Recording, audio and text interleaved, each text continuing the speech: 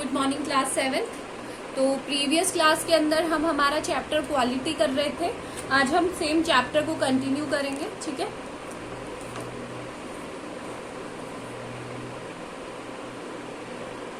तो mister Gessler जो थे उन्होंने अपने शूज पहचान लिए थे, हमने ये पढ़ लिया था और उन्होंने ये देख लिया था कि ये शूज जो हैं वो उनके बनाए हुए नहीं हैं, ठीक है।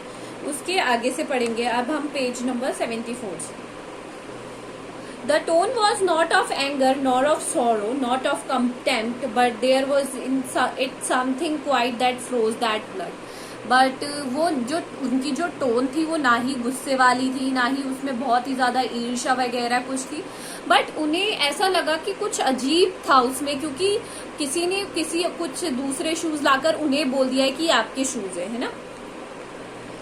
So he put his head down and pressed a finger on the place where the left boot was quite comfortable. जहां पर लेफ्ट बूट पे उन्होंने थोड़ा सा प्रेस करके देखा, दबाकर देखा, जहां पर क्या था कि जहां पर वो बूट थोड़ा सा क्या था, कंफर्टेबल था, जहां से बिल्कुल ठीक है। If you are there he said those big worms have no self respect. तो उसने कहा जिसने भी ये शूज बनाए हैं उनके अंदर बिल्कुल भी सेल्फ रिस्पेक्ट नहीं है, सेल्फ रिस्पेक्ट का नामो निशान भी नहीं है। And then as if something had been way within he spoke long and bitterly. और ये वो बहुत ही ज्यादा गुस्से से बिटरली कहने लगे, खट्टेपन से कहने लगे।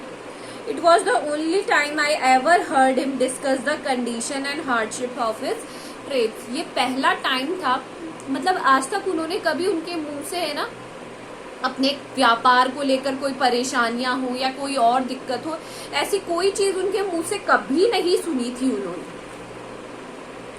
They get it all he said, they get it by advertisement not by work. तो उन्होंने कहा ये जो दूसरे शू मेकर्स होते हैं वो सिर्फ एड के भरोसे, अब होता है ना कि हम टीवी में जाते हैं, देखते हैं कि हाँ ये चीज अच्छी दिख रही है टीवी में, तो हम जाकर उसे बिना उसकी जांच पड़ताल किए हम उसको परचेज कर लेते हैं। इन द सेम मैनर उन्होंने कहा कि काम से नहीं देखते हैं, किससे देखते हैं, एडवर्टाइजमेंट से देखते हैं। They take it away from us who love our boots, it games to this presently I have no work, even here it get less you will see। तो उन्होंने कहा धीरे धीरे आप देखना इनका काम ज्यादा नहीं चलेगा, है ना, क्योंकि इस तरीके से बेईमानी से ज्यादा लोग आगे नहीं बढ़ सकते हैं। And looking at his line face I saw thing I had never notice before. और आज मैंने उनके फेस पे बहुत सारी परेशानियों की जो लाइनें हैं वो देखी चेहरे पर, और जो कि मैंने आज तक कभी नहीं देखी थी।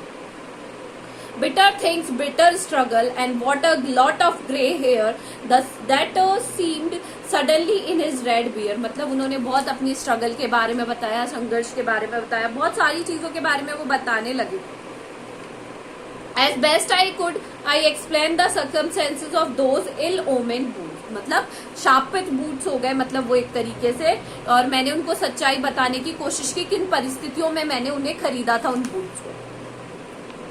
But his face and voice made so deep an impression that during the next few minutes ordered many pairs।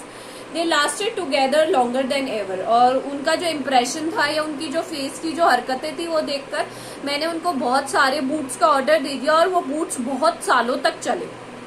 And I was not able to go to him for nearly 2 years। अब मेरे shoes बहुत सालों तक चले, तो मैं 2 साल तक, मतलब नियरली 2 साल तक उनके पास नहीं जा पाया। It was many months before my next visit to his shop। many months जब मैंने उनके विजिट गया मैं उनके पास। This time it appeared to be his elder brother handling a piece of leather। जब मैं वहां गया तो मैंने जाकर देखा कि उनका जो बड़ा भाई है वो हैंडल कर रहा है सब कुछ, पीस ऑफ लेदर भी दिखा रहा है लोगों को, and he is showing everything to everyone. Well mister Gessler I said how are you. तो मैंने कहा हाँ वेल मिस्टर गेस्लर आप कैसे हैं। He came close and peered at me। peered मतलब होता है झांकना, क्लोजली। वो बूढ़े हो चुके थे तो वो मेरे पास आए और उन्होंने क्लोजली मेरी तरफ देखा। I'm pretty well, मतलब pretty मतलब pretty well, मैं अच्छा हूँ। He said slowly, by my elder brother is dead। but मेरा जो elder brother थे उनकी डेथ हो चुकी है। And I saw that it was indeed himself, how aged and wan, and never before had I mentioned him as his brother।